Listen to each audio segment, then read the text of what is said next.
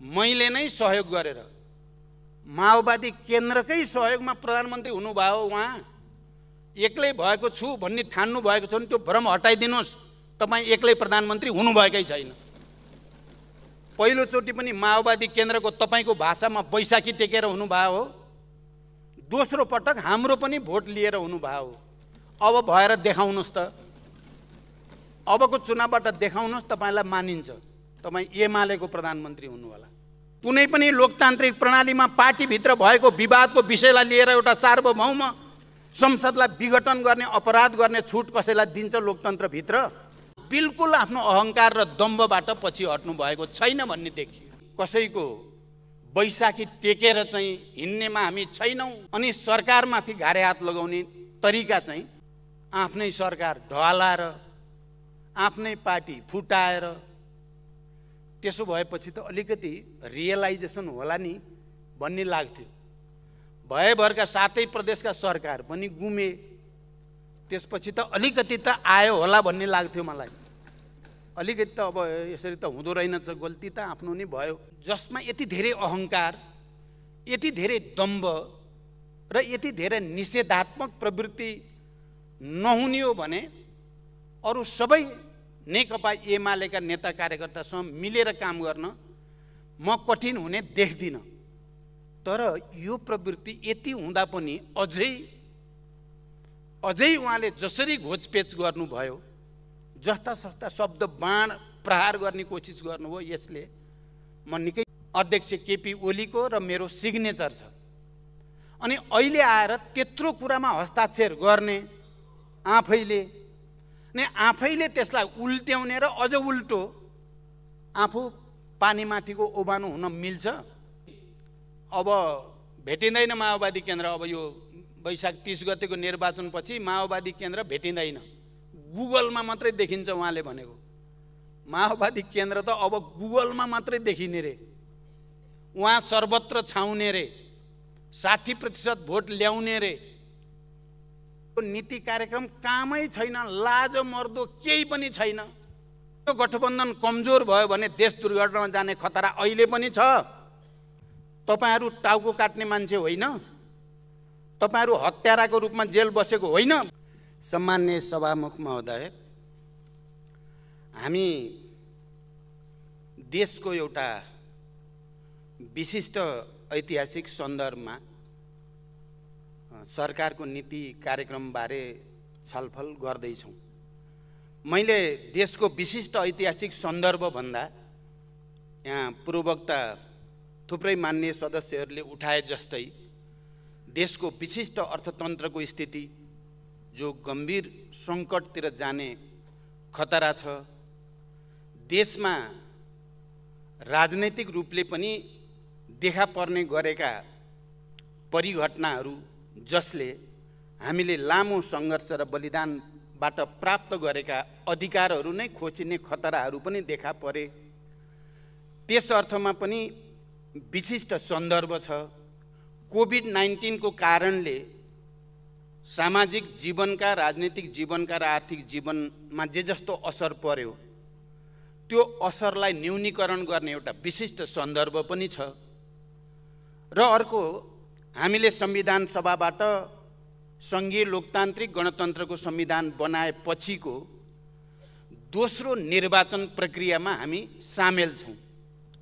यस अर्थमा पनि हामी विशिष्ट सन्दर्भमै छौँ र सरकारको यो नीति कार्यक्रम पनि यही विशिष्टताको बीचमा नै यहाँ प्रस्तुत भएको छ। र यी सबै समस्याहरू समाधान गर्ने सन्दर्भमा आर्थिक दृष्टिकोणले नीति कार्यक्रममा जोड के गर्न खोजिएको देखिन्छ त भन्दा हामीले कसरी आयात प्रतिस्थापन गर्ने, निर्यात प्रवर्धन गर्ने, आत्मनिर्भर अर्थतन्त्रको जगेर्ना गर्नको निम्ति कृषि क्षेत्रलाई उच्च प्राथमिकताका साथ उत्पादन र उत्पादकत्व वृद्धिमा जोड दिने, कृषिमा आधारित उद्योगहरू मार्फत बेरोजगारीको समस्या समाधान गर्ने, ऊर्जा पर्यटन मार्फत अर्थतन्त्रको स्थितिलाई सुदृढ गर्ने मनसाय नीति कार्यक्रमले प्रष्ट रूपमा राखेको छ।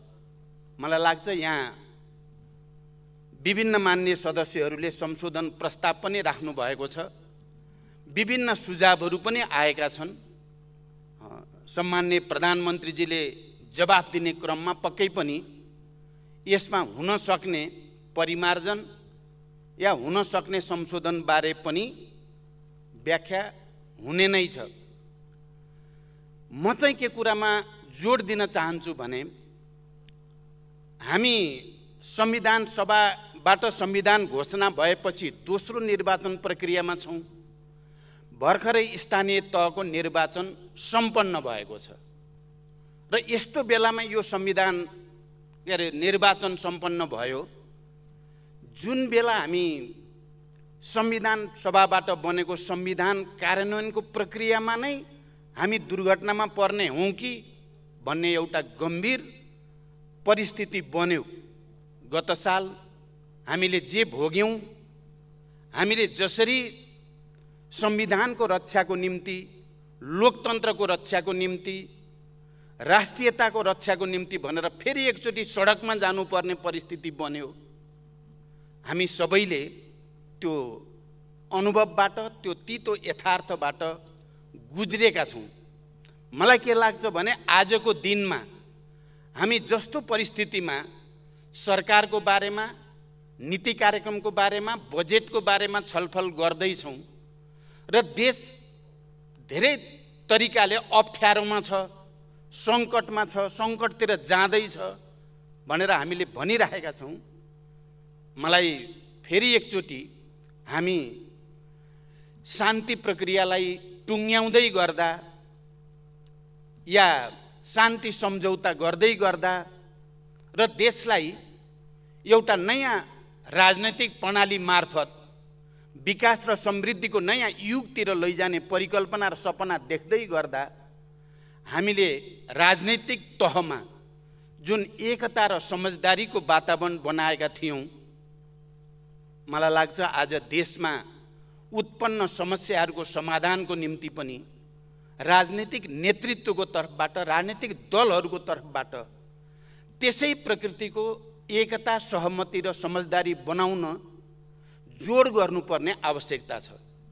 आज अर्थतन्त्रमा देखा परेका समस्याहरू या दलहरूभित्र देखा परेका समस्याहरू या दलहरू दलहरूका बीचमा पनि देखा परेका समस्याहरू समाधान एकमुष्ट रूपमा गर्नको लागि हामीले एकचोटि फेरि राष्ट्रिय सहमति र समझदारीतिर जानुपर्ने हो।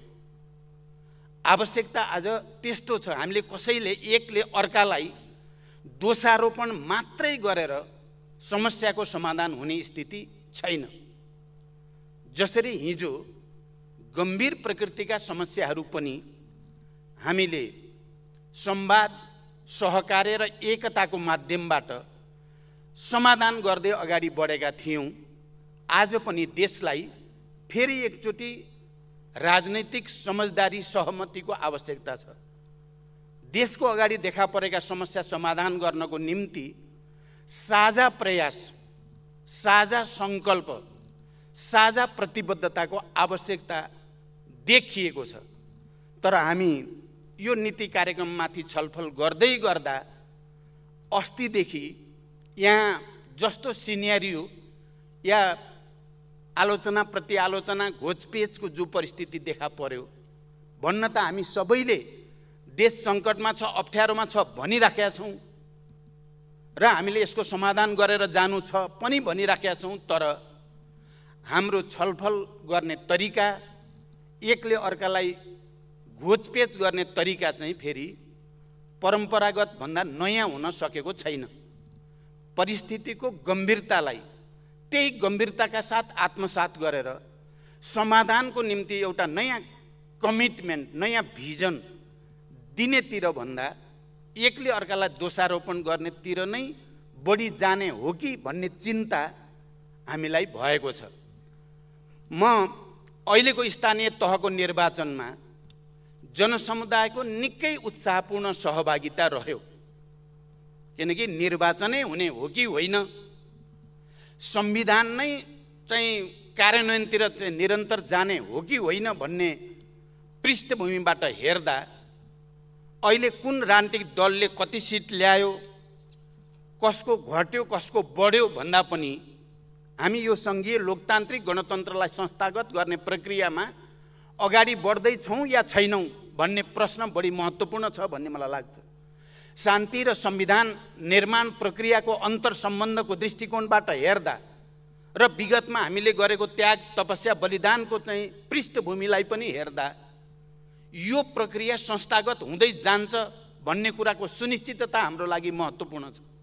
कुनै राजनीतिक दलले केही सिट बढी ल्याउनु या केही सिट घटी ल्याउनु त्यति ठुलो कुरा होइन, त्यो लोकतान्त्रिक निर्वाचन प्रक्रियामा निरन्तर हुँदै जाने कुरा हो। सिस्टम संस्थागत भयो कि भएन, संविधान ट्र्याकमा राखेर कार्यान्वयनमा जाने प्रक्रियाले गति लिएको छ कि छैन भन्ने कुरा महत्त्वपूर्ण कुरा हो। हामी सबैले ध्यान दिनुपर्ने कुरा यो हो भन्ने मलाई लाग्छ। त्यस दृष्टिले हेर्दा अहिलेको स्थानीय तहको निर्वाचनमा जनसमुदायको जे जस्तो सहभागिता रह्यो, देशभरिबाट निर्वाचनमा सहभागी हुने र मतदान गर्नको लागि जनता जसरी गतिशील भएर प्रस्तुत भएको देखियो, विदेशमा रहेका नेपालीहरू पनि निर्वाचनमा मतदान गर्नुपर्छ भनेर ठुलो सङ्ख्यामा देशभित्र आउने मैले हिजो मात्रै केही मिडियामा देखेको थिएँ। निर्वाचन सकियो, अब हामी त फेरि रोजगारीको लागि त विदेशतिरै जाने भनेर लर्को देखाएको थियो एउटा मिडियाले। जे भए पनि विदेशमा रहेका नेपालीहरू पनि नेपालको यो प्रक्रियामा, यो निर्वाचन प्रक्रियामा सहभागी हुन जसरी उत्साहको साथ आउने काम भयो, सबभन्दा पहिला म ती सम्पूर्ण मतदाता सबै जनसमुदायप्रति हार्दिक बधाई भन्न चाहन्छु र उहाँहरूप्रति आभार व्यक्त गर्न चाहन्छु। किनकि यो निर्वाचन हुन त स्थानीय तहको निर्वाचन हो, हामी अब प्रदेश र सङ्घको निर्वाचनतिर अगाडि बढ्दैछौँ। तर यो निर्वाचनले सङ्घीय लोकतान्त्रिक गणतन्त्रलाई संस्थागत गर्ने प्रक्रियामा संविधानलाई ट्र्याकमा राखेर यसलाई गतिशील र यसलाई क्रियान्वयन गर्ने प्रक्रियामा एउटा कोचेढुङ्गा हो यो स्थानीय तहको निर्वाचन भन्ने मेरो बुझाइ छ। यस अर्थमा यो निर्वाचनले एउटा बलियो सन्देश ती सबै तत्त्वहरूलाई दिएको छ जसले यो संविधानलाई कुनै न कुनै रूपले मिच्न चाहने, यो संविधानलाई कमजोर पार्ने या यो संविधान उल्ट्याउन चाहने प्रवृत्ति र तत्त्वहरूको निम्ति जनताले आफ्नै व्यवहारद्वारा, निर्वाचनको प्रक्रियाद्वारा राम्रो जवाफ दिएको छ। हामीले हिजो संविधान लोकतन्त्र र राष्ट्रको हितमा भनेर झन्डै झन्डै दुर्घटनामा जान लागेको संविधान र यो सङ्घीय लोकतान्त्रिक गणतन्त्रलाई ट्र्याकमा ल्याउन सिङ्गै नेपाली समाज नै एकचोटि एकताबद्ध भएको अनुभव हामीले गरेका छौँ। अहिले निर्वाचन प्रक्रिया मार्फत नेपाली जनताले लामो सङ्घर्ष र बलिदानपछि प्राप्त भएको यो संविधानलाई क्रियान्वयन गर्नको लागि, यसलाई व्यवहारमा उतार्नको लागि जुन किसिमको तत्परता, जुन उत्साह, जुन गम्भीरता प्रदर्शन गर्यो, यसले अब यो परिवर्तन जो हामीले झन्डै 70 वर्ष लामो सङ्घर्ष, ती सशस्त्र पनि शान्तिपूर्ण पनि सबै खालका सङ्घर्षहरूबाट प्राप्त लज्जास्पद अन्तर्घातका कारणले हामीले धेरै ठाउँमा पराजय भोग्न पर्यो। मैले नबुझेको कुरा के छ भने त्यो लज्जास्पद अन्तर्घात मुख्य कारण हो कि सरकारले गर्यो भनेर यहाँ भनिएको, सदनमा भनिएको कुरा मुख्य हो, कुन कुरा प्रमुख हो, आफै भित्रको अन्तर्घात भित्र खोज्ने कुरा मुख्य हो या सरकारले गरेको लिएको नीति र गरेको क्रियाकलाप मुख्य हो, त्यो चाहिँ प्रष्ट भएको देखिएन। मेरो विचारमा अहिलेको परिस्थितिमा जुन उत्साहको साथ यो निर्वाचन सम्पन्न भएको छ, यहाँ केही कमी कमजोरी भएका छन् भने हामी सबैले आत्मसमीक्षा गर्नै पर्दछ। सबै राजनीतिक दलहरूले आफ्नो ठाउँबाट पनि आत्मसमीक्षा गर्न जरुरी छ। सरकारले पनि आफ्नो ठाउँबाट यो निर्वाचनमा कहीँ कतै कमी कमजोरी भएका छन् भने त्यसको पनि आत्मसमीक्षा गरेर आउने दिनमा त्यसलाई करेक्सन गर्नेतिर हामीले प्रतिबद्धता देखाउनै पर्छ। तर मूलभूत रूपमा सफल भएको, हामी सबै सहभागी भएको, मतगणना हुँदै जाँदा, मत परिणाम निक्लिँदै जाँदा आफ्नो पक्षमा नदेखिएपछि अनि सरकारमाथि घारे हात लगाउने तरिका चाहिँ बिल्कुल बेठिक छ भन्ने मेरो बुझाइ छ। यदि त्यसो हुन्थ्यो भने हामीले समयमा त्यो कुरा किन उठाएनौँ भने मतदान भयो, सम्पन्न भयो, हामी सबैले मतदातालाई धन्यवाद पनि दियौँ, बडो राम्रो भयो भन्ने महसुस पनि गऱ्यौँ। मतगणना हामीले कुनै इलेक्ट्रोनिक साधन त प्रयोग गरेको होइन, म्यानुअल किसिमले अहिलेको परिस्थितिमा मतगणना गर्न ढिलो हुँदै जाँदा परिणाम अनुकूल नदेखेपछि एकले अर्कालाई दोषारोपण गर्नु बिल्कुल बेठिक छ। म यो कुरा पनि भन्न चाहन्छु। अब मैले धेरै लामो व्याख्या गर्नु त छैन। यो देशमा संविधान सभाबाट संविधान बनिसकेपछि देशमा राजनीतिक स्थायित्वको परिस्थिति बनोस् र देशले विकासमा एउटा नयाँ गति लिन सकोस्, समृद्धिको एउटा नयाँ यात्रातिर जान सकोस् भनेर नै हामीले हिजो एउटा ठुलो प्रयोगको रूपमा वाम गठबन्धन गऱ्यौँ। वाम गठबन्धन मात्रै होइन, हामीले एउटै कम्युनिस्ट पार्टी बनाउने पहल कदमी पनि लियौँ। हामी सबैलाई थाहा भएकै कुरा हो। अहिले हामीले त्यो प्रक्रिया मार्फत देशमा हाम्रो संवैधानिक व्यवस्थाबाट झन्डै झन्डै असम्भव जस्तो ठानिएको अत्यधिक बहुमत एउटै पार्टीको पक्षमा आउने ठाउँमा हामीले पुर्याएका हौँ। तर हामीले त्यो झन्डै 2/3 बहुमतमा पुगेको सरकार र पार्टी के कारणले बचाउन सकेनौँ, यसको समीक्षा त इतिहासमा हुँदै नै जानेछ। यहाँ अस्ति प्रतिपक्ष दलको नेताले भन्नुभयो, मलाई बडो नमिठो पनि लाग्यो, अनौठो पनि लाग्यो। उहाँले भन्नुभयो, हामी कसैको बैशाखी टेकेर चाहिँ हिँड्नेमा हामी छैनौँ भन्नुभयो उहाँले। म त्यहीँ अगाडि छु, उहाँको र मेरो आँखा जुधेको छ। उहाँ आज त आँखा जुधाउन आउनु भएन। उहाँले भन्नुभयो बैशाखी टेक्ने छ। मेरो अगाडि कम्तीमा पनि जसको सहयोगमा उहाँ 2 चोटि प्रधानमन्त्री बन्नुभयो, यो बैशाखी हो कि सहयोग हो? म पूर्व प्रधानमन्त्री, अहिले एमाले, त्यति बेला त एमालेको त उहाँ सरकारको नेतृत्व हुनु थिएन। उहाँले पटक पटक आफ्नो नेतृत्वलाई एमालेको बनाउन खोज्नुभयो। के यो तथ्यसँग मेल खान्छ? उहाँले हिजो पाएको भोट पनि एमाले मात्रैको होइन, त्यहाँ नेकपा माओवादीको पनि भोट हो। उहाँको सरकार पनि एमालेको सरकार होइन, त्यो नेकपाको सरकार हो। तपाईँ त्यो भोटलाई र मतलाई कसरी छुट्याउन सक्नुहुन्छ? अनि यो स्वयं जालसाजीपूर्ण कुरा भएन र? अनि यो परिस्थिति कसरी पैदा भयो?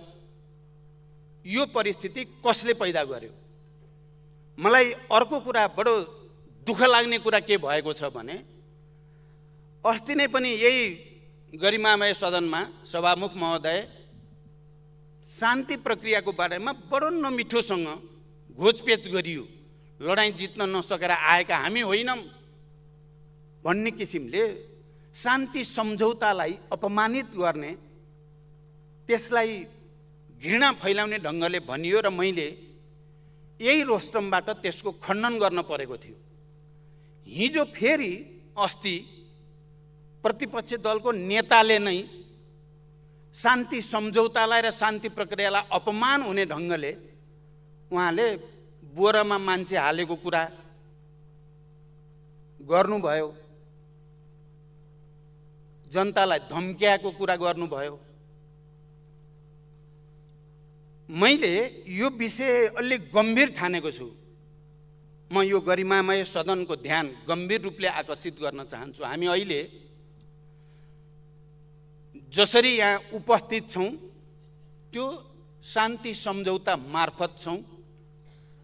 हामी जुन सिस्टममा छौँ त्यो शान्ति प्रक्रिया र संविधान सभा मार्फत छौँ हामी यहाँ। र हामी सबैले 12 बुँदे समझदारी हुँदै शान्ति सम्झौतामा यही हलमा बसेर, यो ऐतिहासिक सम्झौता भनेको होइन, 12 बुँदे समझदारी बनाउँदा तात्कालीन नेकपा माओवादीसँग कुराकानी गरेर संविधान सभा र शान्ति सम्झौताको कुरा गर्ने र शान्ति प्रक्रियालाई सकारात्मक ढङ्गले टुङ्ग्याएर सङ्घीय लोकतान्त्रिक गणतन्त्रसम्म जाने कुरा गर्ने साथीहरूले आज आएर हिजोका कुरा, जबकि हामी एउटा संविधानमा सर्वसम्मत ढङ्गले आइसकेका छौँ, हामी एउटा प्रक्रिया र प्रणालीमा केन्द्रित भएर अगाडि जान खोजिरहेका छौँ, फेरि त्यो कुरा किन उठाइएको छ? मैले यदि शान्ति सम्झौतालाई अपमानित गर्ने, यो सङ्घीय लोकतान्त्रिक गणतन्त्रलाई अपमानित गर्ने प्रवृत्तिका साथीहरूलाई, तपाईहरू टाउको काट्ने मान्छे होइन, तपाईहरू हत्याराको रूपमा जेल बसेको होइन भने के हुन्छ? त्यो भन्नु जायज हुन्छ? मलाई लाग्छ त्यो भन्नु बिल्कुल जायज हुँदैन। अहिले परिस्थिति नितान्त भिन्न भइसकेको छ। हामीले ती कुरालाई पटक पटक एकले अर्कालाई अपमानित गर्ने ढङ्गले, एकले अर्कालाई निषेध गर्ने ढङ्गले लियौँ भने हामी यो सिस्टम र यो सिस्टम मार्फत नेपाली जनतालाई हामीले जे दिन खोजेका छौँ त्यो दिन सकिने छैन।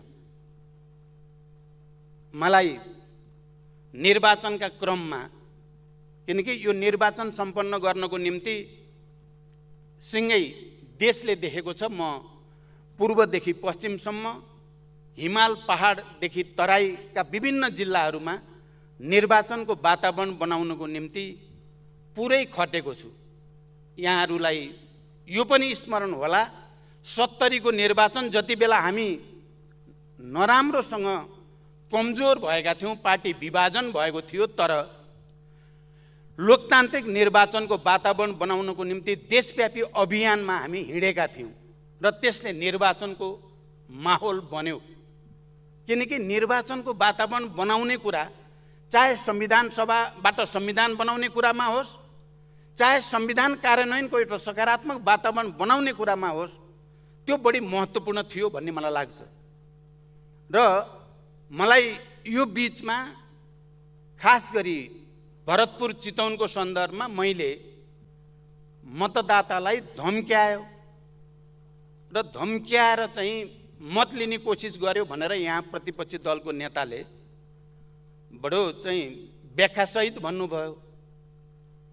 म अरू कुरा त भन्न चाहन्न, मैले खालि के चाहिँ भनेको र म दोहोऱ्याएर भन्न चाहन्छु भने हामी नेकपामै थियौँ, हामी नेकपाको नेतृत्वमा नै देश समृद्धिको यात्रामा अगाडि बढोस् भन्ने चाहन्थ्यौँ हामी, र नेकपा अत्यधिक राम्रो बहुमतमा पनि थियो। त्यसको रक्षाको निम्ति आफ्नो भागको त्याग हामीले गरेका पनि थियौँ, तर पार्टीभित्र र सरकारको तर्फबाट गरिएका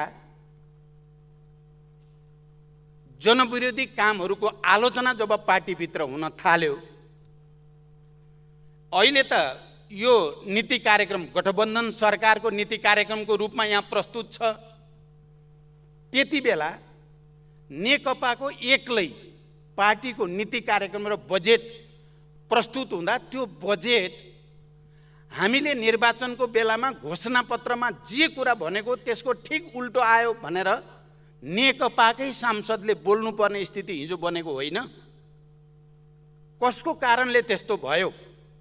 हामीले जनताको अगाडि घोषणापत्रमा जे भन्यौँ, नीति कार्यक्रम ल्याउँदा सरकारको तर्फबाट न कहीँ छलफल न कहीँ बहसको परिस्थितिबाट हामी गुज्रेको होइन।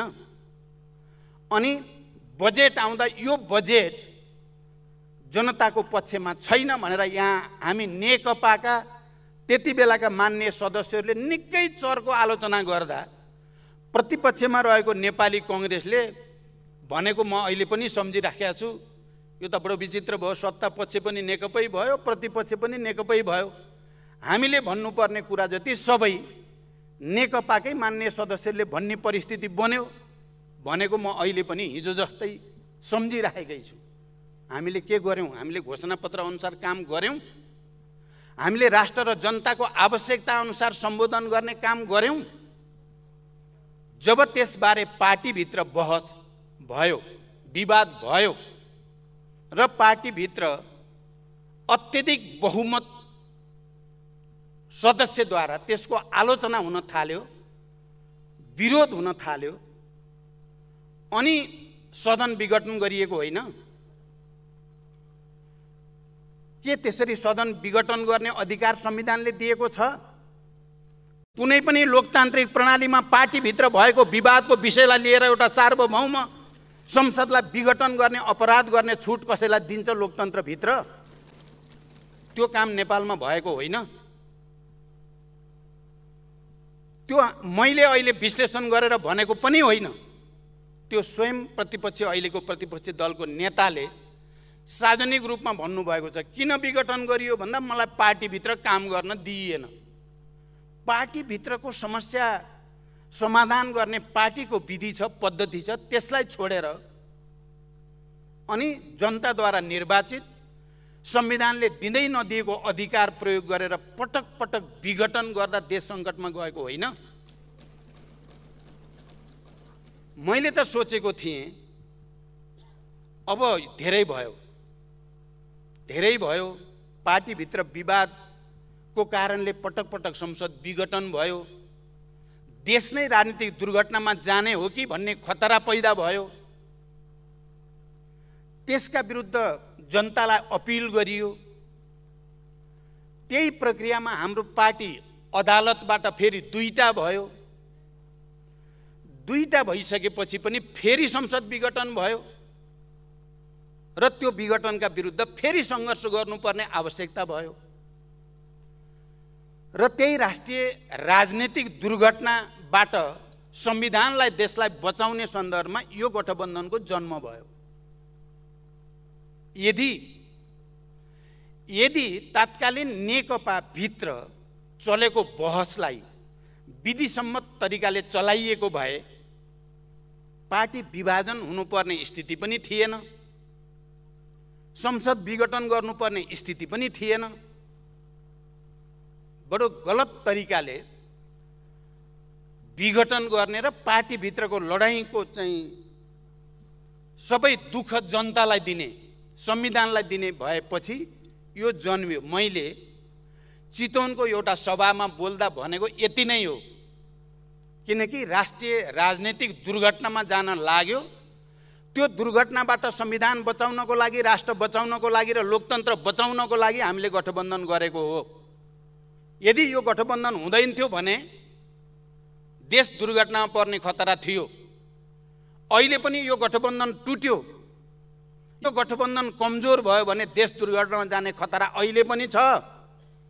किनभने यो संविधान विरोधीसँग हाम्रो अहिले प्रतिपक्षी दलको नेताले एमाले भन्ने गर्नुहुन्छ। म चाहिँ के भन्छु भने यहाँ दुईटा गठबन्धन छन्, दुईटा विचार छन्, दुईटा प्रवृत्ति छन्।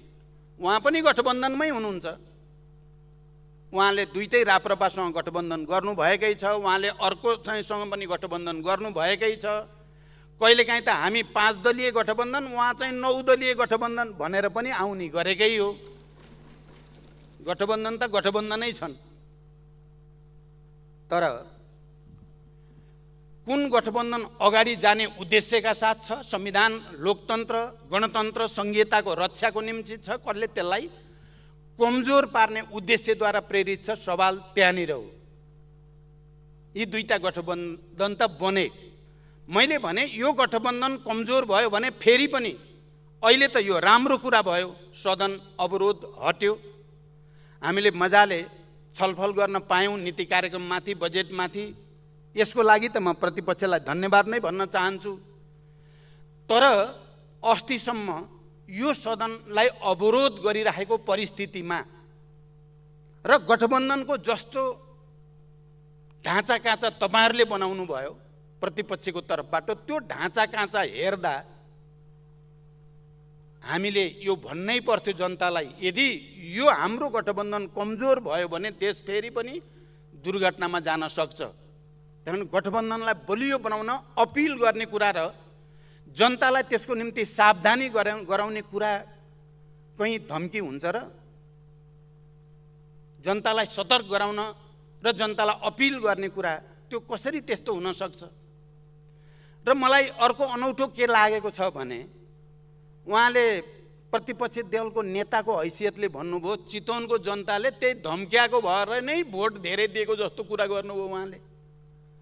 मतदाता प्रति यो भन्दा ठुलो अपमान के हुन्छ?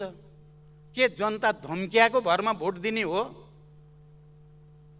मलाई त यो अभिव्यक्तिले चितवनको जनताको अपमान भएको, त्यहाँका मतदाताको र देशैभरिका मतदाताको पनि अपमान भएको मैले ठानेको छु। यो त तथ्य नै हो। देश राजनीतिक दुर्घटनामा जाने खतरा थियो, त्यो खतराबाट बचाउन हामी जनताको बीचमा गएकै हो र त्यो कुरा गलत छ, संविधान विपरीत छ भन्ने कुरा सम्मानित सर्वोच्च अदालतले पनि पटक पटक फैसला गरेकै छ। मैले त सोचेको थिएँ यतिका धेरै भइसक्यो, हाम्रो प्रतिपक्षी दलको नेता जसलाई मैले नै सहयोग गरेर माओवादी केन्द्रकै सहयोगमा प्रधानमन्त्री हुनुभयो, उहाँ एक्लै भएको छु भन्ने ठान्नु भएको छ भने त्यो भ्रम हटाइदिनुहोस्। तपाईँ एक्लै प्रधानमन्त्री हुनुभएकै छैन। पहिलोचोटि पनि माओवादी केन्द्रको तपाईँको भाषामा बैशाखी टेकेर हुनुभयो हो, दोस्रो पटक हाम्रो पनि भोट लिएर हुनुभयो हो। अब भएर देखाउनुहोस् त, अबको चुनावबाट देखाउनुहोस्, तपाईँलाई मानिन्छ, तपाईँ एमालेको प्रधानमन्त्री हुनु होला। अन्यथा मैले त सोच्थेँ उहाँ हुँदो खाँदाको 2/3 बहुमतको सरकार, बालुवाटारमा उहाँले त अलि दीर्घकालीन ढङ्गले नै त्यहाँ रहन्छु भनेर तयारी पनि गर्नुभएको थियो। सरकार गयो, बालकोट जान पर्यो, फेरि असमयमै आफ्नै सरकार ढलाएर आफ्नै पार्टी फुटाएर, त्यसो भएपछि त अलिकति रियलाइजेसन होला नि भन्ने लाग्थ्यो। भएभरका 7 प्रदेशका सरकार पनि गुमे, त्यसपछि त अलिकति त आयो होला भन्ने लाग्थ्यो मलाई। अलिकति त अब यसरी त हुँदो रहेनछ, गल्ती त आफ्नो नि भयो भन्नेतिर आफूतिर फर्किनुहुन्छ होला भन्ने लागेको थियो। राष्ट्रिय सभाको चुनाव भयो, राष्ट्रिय सभाको चुनावमा उहाँहरूले जे देख्नु भोग्नु भयो त्यसबाट पनि केही न केही त आयो होला भन्ने लाग्थ्यो मलाई। बार एसोसिएसनको चुनाव भयो, त्यसबाट पनि केही न केही त आयो होला भन्ने लाग्थ्यो। अहिलेको स्थानीय तहको निर्वाचनपछि त पक्कै पनि उहाँले आत्मसमीक्षा गर्नुहुन्छ र फेरि एकचोटि देशको राजनीतिक स्थायित्वको निम्ति, कम्युनिस्ट आन्दोलनको हितको निम्ति आफू तत्पर रहेको कुरा गर्नु होला भन्ने लागेको थियो मलाई। त्यसो भएर म बडो ध्यानपूर्वक, उहाँले 3 घण्टा बोल्नुभयो, 3 घण्टा बसेँ म यहाँ। कहीँ उहाँले वामपन्थी एकताको पक्षमा वातावरण बनाउने कुरा पो गर्नुहुन्छ कि कहीँ अलिकति आत्मालोचना गरेर आत्मसमीक्षा मैले गल्ती गरेँ भन्नुहुन्छ कि अदालतले भनेको कुरा या पार्टीहरूले भनेको, गठबन्धनले भनेको कुरामा कहीँ उहाँ चाहिँ पुनर्समीक्षा पुनरावलोकन गर्नेतिर जानुहुन्छ कि भनेको त उहाँ त सुरुदेखि अन्तसम्म अरूलाई गाली गर्नेतिर मात्रै, बदनाम गर्नेतिर र मेरो दृष्टिमा धेरै झुट कुरा बोल्नेतिर मात्रै केन्द्रित हुनुभयो र उहाँ बिल्कुल आफ्नो अहङ्कार र दम्भबाट पछि हट्नु भएको छैन भन्ने देखियो। मलाई त नेकपा एमालेका धेरै नेता कार्यकर्ताप्रति मलाई भरोसा छ, मलाई विश्वास छ। अहिले पनि यो प्रवृत्ति जसमा यति धेरै अहङ्कार, यति धेरै दम्भ र यति धेरै निषेधात्मक प्रवृत्ति नहुने हो भने अरू सबै नेकपा एमालेका नेता कार्यकर्तासँग मिलेर काम गर्न म कठिन हुने देख्दिनँ। तर यो प्रवृत्ति यति हुँदा पनि अझै उहाँले जसरी घोचपेच गर्नुभयो, जस्ता सस्ता शब्द बाण प्रहार गर्ने कोसिस गर्नुभयो, यसले म निकै चिन्तित भएको छु। र सबै कम्युनिस्ट आन्दोलनका सबै नेता कार्यकर्ताहरू, वामपन्थी समर्थक, सम्पूर्ण जनताले गहिरो गर्ने विचार गर्नुपर्ने विषय होइन र यो आज यो परिस्थिति कसले बनायो, यसको लागि जिम्मेवार को, जिम्मेवारी लिनुपर्ने आवश्यकता हुँदैन। नेकपामा अध्यक्ष, सरकारको प्रधानमन्त्री दुईटै अझ पार्टीभित्र अलिकति विवाद भएपछि र उहाँलाई आफैले गरेका सहमति समझदारी पनि कार्यान्वयन गर्न अरुचि देखिएपछि मैले प्रधानमन्त्री 5 वर्ष तपाईँ नै खानुस्, मलाई पार्टी मात्रै चलाउन दिए हुन्छ भनेको र एउटा केन्द्रीय समितिको बैठक मैले सञ्चालन गर्दा सिङ्गो केन्द्रीय समिति एक ढङ्गले अब पार्टी बन्ने भयो भन्ने विश्वासतिर पुगेको होइन। मैले यो कुरालाई स्मरण गर्दा यसको नैतिक जिम्मेवारी, राजनैतिक जिम्मेवारी कसले लिने, त्यति ठुलो प्रयोगलाई असफल कसका कारणले भयो, के कारणले भयो, मलाई यो पनि आज केही सङ्केत गर्न मन लागेको छ। मलाई लाग्छ नेकपा हुँदाखेरिका सबै नेता कार्यकर्ताहरूले त्यति बेलाको हाम्रो राजनीतिक प्रतिवेदन अध्ययन गर्नुभएको छ, जुन केन्द्रीय समितिले पारित गरेको छ। त्यसमा बकाइदा नेपालमा देशका सबै उत्पीडित वर्ग, जाति, क्षेत्र, लिङ्ग, समुदायमा जागरण ल्याउने कुरामा माओवादी जनयुद्धको महत्त्वपूर्ण योगदान रह्यो भन्ने कुरा लेखिएको छ र सङ्घीय लोकतान्त्रिक गणतन्त्र स्थापना गर्न, संविधान सभाको निर्वाचन गर्न माओवादी आन्दोलन र प्रचण्डको नेतृत्वदायी भूमिका छ भनेर लेखिएको छ र त्यसमा तत्कालीन अध्यक्ष केपी ओलीको र मेरो सिग्नेचर छ। अनि अहिले आएर त्यत्रो कुरामा हस्ताक्षर गर्ने आफैले त्यसलाई उल्ट्याउने र अझ उल्टो आफू पानीमाथिको ओबानो हुन मिल्छ? जिम्मेवारी लिन पर्छ या पर्दैन? म के आशाको साथ उहाँको लामो मन्तव्य सुन्न आएको थिएँ भने आज त उहाँले पक्कै आत्मसमीक्षाको स्पिरिटमा आउनुहुनेछ, किनकि केही दिन अगाडि मात्रै पार्टीको निर्वाचनमा आफूले सोचेको जस्तो नहुनुको कारण चाहिँ लज्जास्पद अन्तर्घात आफै भित्रलाई प्रमुख बनाएर भन्नु पनि भएको थियो होला। यदि अन्तर्घात नै भयो भने पनि अन्तर्घात किन भयो त्यसको पनि सायद खोजीको विषय त हुन्छ नै होला। तर त्यस्तो भएन। यहाँ आउँदा उहाँले त पहिला निर्वाचन प्रक्रियामा खास गरी माओवादी केन्द्रलाई र नेकपा एकीकृत समाजवादीलाई, मलाई र माधव कुमार नेपाललाई सबभन्दा बढी प्रहार गर्नुहुन्थ्यो उहाँले। र माओवादी केन्द्रलाई चाहिँ अब भेटिँदैन। माओवादी केन्द्र अब यो वैशाख 30 गतेको निर्वाचनपछि माओवादी केन्द्र भेटिँदैन, गुगलमा मात्रै देखिन्छ उहाँले भनेको। माओवादी केन्द्र त अब गुगलमा मात्रै देखिने रे, उहाँ सर्वत्र छाउने रे, 60% भोट ल्याउने रे। अभिव्यक्ति त उहाँले यसरी दिनुभएको थियो। तर म उहाँको अगाडि बसेर कुरा गर्न चाहेको थिएँ, गुगल होइन, यही सम्मानित सदनमा एउटा शक्तिको साथ माओवादी केन्द्र तपाईसँग आँखामा आँखा जुदाएर बहस गर्न अहिले पनि तयार छ।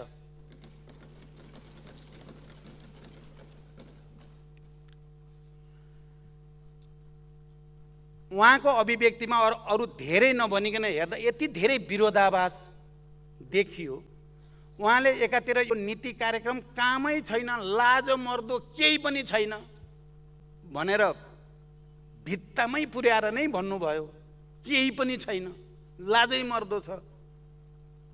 अर्कोतिर भन्नुभयो एमालेको फोटोकपी, उही नीति कार्यक्रम साटिएछ, कुन चाहिँ कुरो सही हो? तपाईँकै फोटोकपी हो भने त धन्यवाद दिनु पर्यो यो सरकारलाई। तपाईँकै नीति कार्यक्रम चाहिँ पेस्ट गरेर ल्याएको रहेछ भने त राम्रै कुरा भयो। होइन केही पनि छैन भनेपछि त तपाईँले त्यसको जति पनि खण्डन आलोचना गर्ने सुविधा पाउनुभयो, त्यसले तपाईँलाई राजनीतिक हित नै होला। यस्ता विरोधाभासहरू अत्यन्त धेरै देखा परे। त्यसकारण म फेरि पनि सबै मान्य सदस्यहरूलाई, सभामुख महोदय, देश अहिले आर्थिक, राजनैतिक, सामाजिक, सांस्कृतिक जस्तो परिवेशमा छ, हामीले फेरि एकचोटि एउटा अठोट गर्ने समय आउँदैछ। हामीले जनताको आवश्यकता परिपूर्ति गर्न, राष्ट्रको आवश्यकतालाई सम्बोधन गर्न, अर्थतन्त्रलाई मा देखा परेका समस्याहरूलाई समाधान गर्न, महँगी वृद्धि जे जति कारणले भएको छ त्यसको समाधान गर्न हामीले साझा धारणाको विकास गर्नुपर्ने र साझा रूपमा अगाडि बढ्नुपर्ने आवश्यकता छ। म सबै मान्य सदस्यहरूलाई यतापट्टि ध्यान दिन म विशेष रूपले अपिल गर्न चाहन्छु। सभामुख महोदय, यो पटकको निर्वाचनमा देखिएका केही विशिष्ट प्रवृत्ति, चरित्र, पात्रहरू पनि देखा परे। अहिले सबैतिर चर्चा छ, स्वतन्त्र उम्मेदवारहरू विजयी भए, पार्टीका उम्मेदवारहरू चाहिँ विजयी हुन सकेनन् कैयौँ ठाउँमा भन्ने कुरा आएको छ। तर मेरो ध्यान कहाँ छ भने यो स्वतन्त्र भनेर सबै स्वतन्त्र भएको म देख्दिनँ।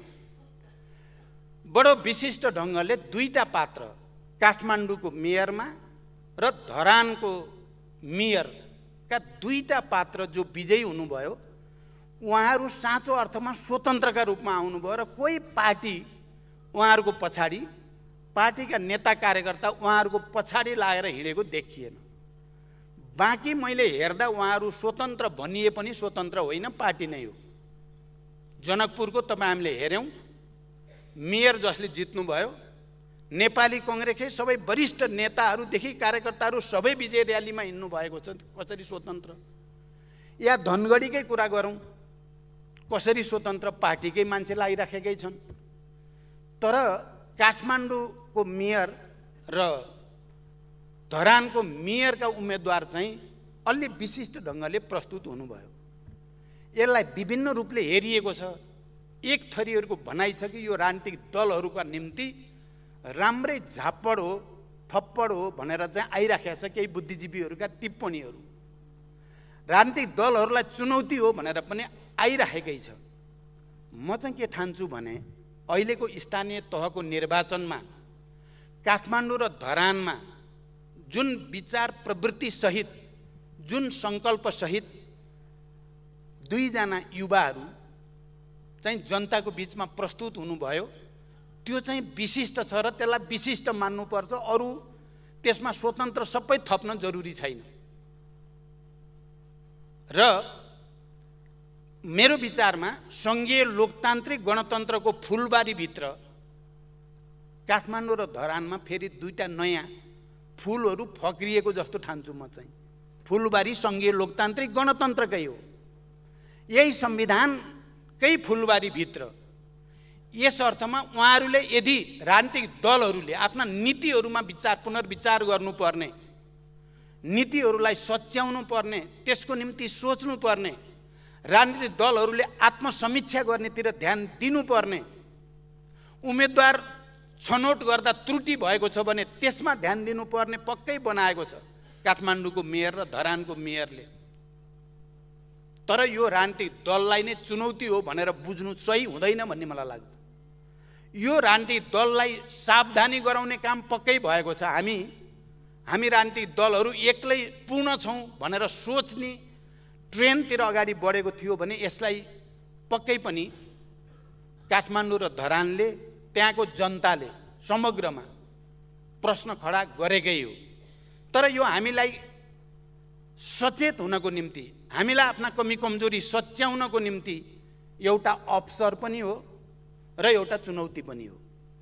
त्यो रूपमा लिँदा मैले दुवै मेयरलाई मैले पहिला पनि बोलेको छु, उहाँहरूलाई बधाई भनेको छु, धन्यवाद भनेको छु। तपाईहरू यही सङ्घीय लोकतान्त्रिक गणतन्त्र अन्तर्गत, यही सङ्घीय लोकतान्त्रिक गणतन्त्रात्मक संविधान अन्तर्गत तपाईहरूले जनताका भावनाहरूलाई, जनताका आवश्यकताहरूलाई सम्बोधन गर्ने र राजनीतिक दलहरूसँग समदूरीको सम्बन्धसहित सबैको सहयोग जुटाउन सक्नुहोस्, मेरो शुभकामना छ। र हामी सबैको निम्ति पनि यसलाई एउटा नयाँ अवसरको रूपमा आफ्नो रूपान्तरणको निम्ति, आफ्नो आत्मसमीक्षाको निम्ति एउटा अवसर उहाँहरूले प्रदान गरेको रूपमा लिनु आवश्यक छ। पक्कै पनि यो पनि हो, पात्रहरू इतिहासमा कुनै खास कालखण्डमा यसरी देखा पर्ने गर्छन् र ती पात्रहरूले जनताको अगाडि निर्वाचनको बेलामा गरेका प्रतिबद्धता र कमिटमेन्टहरू सहित अडिराख्न सक्ने हुन्छ या हुँदैन। किनकि यस्ता पात्रहरूलाई घेराबन्दी गर्ने विभिन्न शक्ति केन्द्रहरू, विभिन्न विचार प्रवृत्तिहरू, विभिन्न शक्ति केन्द्रहरूले पक्कै पनि कोसिस गर्छन्। अब काठमाडौँको मेयर र धरानको मेयर त्यस खालको घेराबन्दीबाट आफूलाई मुक्त राख्दै साँच्चै जनताको सेवाको निम्ति समर्पित भएर लाग्दा त्यसले राजनीतिक दलहरूलाई पनि रूपान्तरण गर्न, सच्चिन, आत्मसमीक्षा गर्न उत्प्रेरणा नै दिनेछ। त्यही वातावरण बनोस् भन्ने म चाहन्छु। त्यसकारण अब म करिब अन्ततिर जाँदैछु। सम्माननीय सभामुख महोदय, फेरि पनि अहिले देश सहज परिस्थितिमा पक्कै पनि छैन। कोभिडको कारणले त्यसबाट सृजित परिस्थिति, अर्थतन्त्र, अन्तर्राष्ट्रिय राजनीतिमा देखा परेको पोलराइजेसनको नयाँ परिस्थितिका कारण, विभिन्न ठाउँका युद्धहरूका कारण, विभिन्न शक्ति केन्द्रहरूको स्थितिमा आएको फेरबदलको कारण पनि त्यसको असर दुनियाँभरि परेको छ र नेपाल पनि त्यसबाट अछुतो छैन। र यसको सामना एउटा राजनीतिक दल विशेषले या सरकार एक्लैले मात्रै गर्न सक्ने स्थिति पनि छैन। तर मुख्य दायित्व पक्कै पनि सरकारकै हुन्छ। महँगी, साँच्चै महँगीको मारले नेपाली जनताको ढाड सेकिएकै छ। प्रत्येक भान्साबाट विद्रोह हुने हो कि भने जस्तो परिस्थिति बन्दैछ।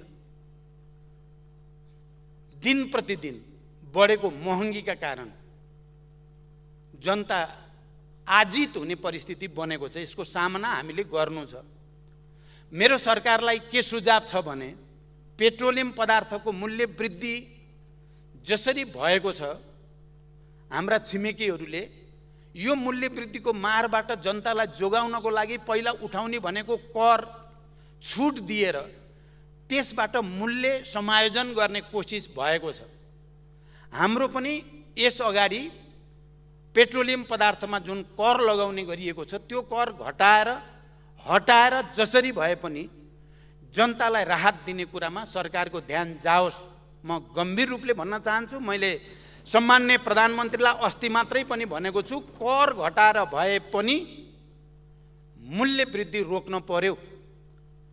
हामी यसलाई गम्भीर रूपले लिन सकेनौँ भने जनतामा असन्तुष्टि र आक्रोश झन बढ्छ र त्यसले सङ्कट झन गम्भीर हुने खतरा छ। मलाई लाग्छ सम्माननीय प्रधानमन्त्रीले यो विषयलाई गम्भीर रूपले लिनुभएको छ र यसको समाधान गर्नको निम्ति हामी अगाडि जानु छ। तत्काल त हामी फेरि प्रदेश र सङ्घको निर्वाचनतिर जाँदैछौँ। हामीलाई अहिले आवश्यकता छ हाम्रो आर्थिक नीतिमा, हाम्रो उत्पादन प्रक्रियामा, हाम्रो आत्मनिर्भर हुने प्रक्रियामा हामीले रेडिकल्ली अलि गुणात्मक ढङ्गले नसोची हुने स्थिति छैन। तर हामी निर्वाचन वर्षमा प्रवेश गरिसकेका छौँ। हामी त्यो निर्वाचनमा त जानु नै छ। निर्वाचन प्रक्रिया सम्पन्न हुनेसँगै आउने दिनमा हामीले कृषि उत्पादनमा वृद्धि गर्नको निम्ति त्यसको व्यवसायीकरण, त्यसको यान्त्रिकीकरण,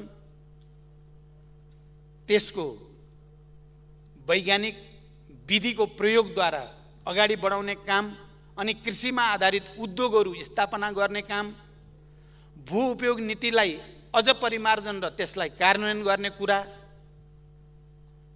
यो सबैमा हामीले गुणात्मक ढङ्गले सोच्न जरुरी छ। मलाई लाग्छ अहिलेको यो नीति कार्यक्रमले त्यतापट्टि सोझ्याउन बल गरेको छ। अहिले नै यो पूर्ण भएको म पनि ठान्दिनँ, यसभित्र अझ धेरै गर्न बाँकी छ। तर यसले कम्तीमा पनि हामीले प्राथमिकतामा राख्नुपर्ने क्षेत्र कृषि हो, उत्पादन वृद्धि, उत्पादकत्व वृद्धि गर्ने कुरा हो। हामीले प्राथमिकतामा राख्नुपर्ने कुरा ऊर्जा हो, उद्योग हो, पर्यटन हो, शिक्षा, स्वास्थ्य हो भन्ने कुरालाई यसले प्राथमिकता क्रम सहित राखेको हुनाले यो त्यो दिशातिर सोझिएको छ भन्ने मेरो बुझाइ छ। यो एउटा रेडिकल रिफर्म नेपाललाई चाहिएको छ, आत्मनिर्भरताको निम्ति, उत्पादन अभिवृद्धिको निम्ति, आयात प्रतिस्थापन गर्ने र निर्यात प्रवर्धन गर्ने उद्देश्यका निम्ति हामीले सामान्य रूपमा होइन, अब कयौं चिजलाई हामीले रोक लगाइदिन पर्ने आवश्यकता देखिन्छ। यहाँ मलाई कहिलेकाहीँ नकारात्मक कुराभित्र पनि सकारात्मक परिणाम आउने गर्छ भनियो। भारतले गहुँ चिनी रोक्दैछ, गहुँ त रोकि नै सक्यो, खाद्यान्न रोकिँदैछ। यो हेर्दा त नकारात्मक कुरा देखिन्छ, तर त्यसले हामी सबैलाई खाद्यान्नमा आत्मनिर्भर हुनको निम्ति के मेहनत गर्नुपर्ने हो, के नीति बनाउनु पर्ने हो, के सङ्घर्ष गर्नुपर्ने हो त्यतातिर उत्प्रेरित पनि गर्छ। कहिलेकाहीँ सजिलै वस्तु प्राप्त हुँदा मानिसहरूले आफ्नो कर्तव्य पथबाट विचलित हुने खतरा हुन्छ।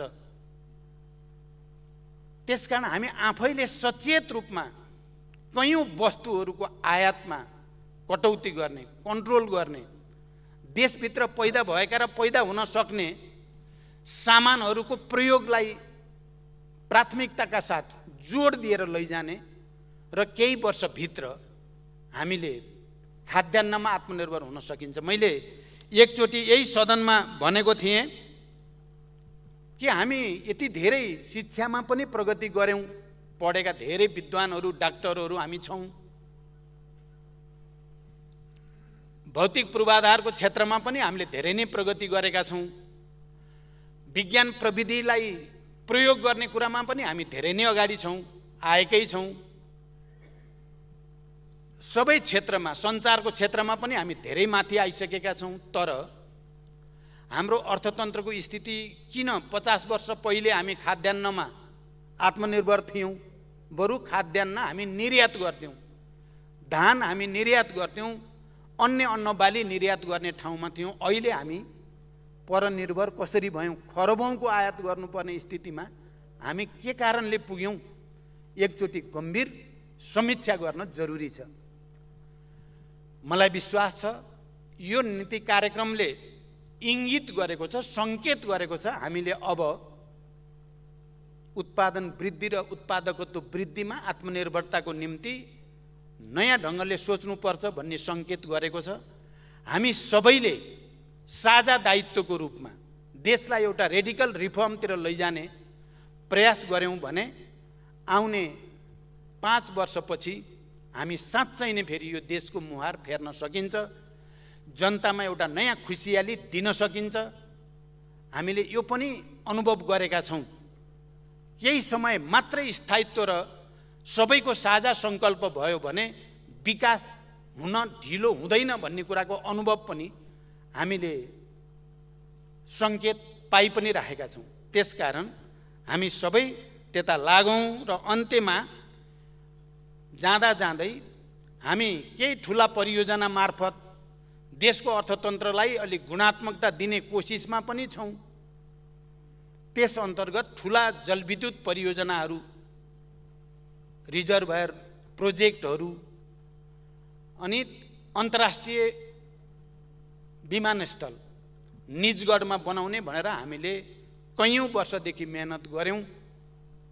अरबौँ त्यसमा खर्च पनि भयो।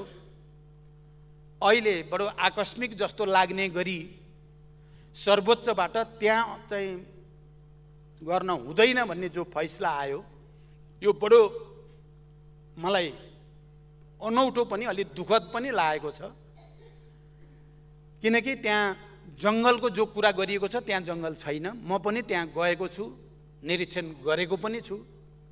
तर अहिले अचानक त्यो एयरपोर्ट बनाउन त्यहाँ उचित छैन भन्ने फैसला यदि सकिन्छ भने मेरो सुझाव के छ भने पर्यावरण अध्ययन गर्ने एउटा टिम बनाएर पर्यावरणको अध्ययन गरिकन यसलाई पुनरावलोकन गर्ने सम्भावनातिर अदालतको ध्यान जाओस् भन्ने सुझाव राख्न चाहन्छु र म मेरो भनाइ टुङ्ग्याउँछु।